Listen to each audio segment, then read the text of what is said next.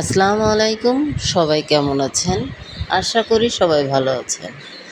তো আজকে আমি চটপটি তৈরি করব। তার জন্য চটপটিগুলো এখানে ঘরোয়া মশলা দিয়ে সিদ্ধ করে নিয়েছি।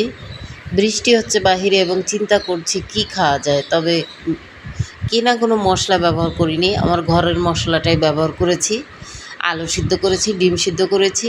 এখানে দিয়ে দিলাম ডিম, আলু, পেঁয়াজ কুচি, শসা কুচি, কাঁচামরিচ এবং পেঁয়াজ কুচি দিয়ে আমি সুন্দর করে ফুচকাগুলো ভেঙে দিয়েছি। ফুচকাটাও আমি ঘরে ভেজেছি এবং উপর দিয়ে আমি দিয়ে দিচ্ছি টক, তেঁতুলের টকটা।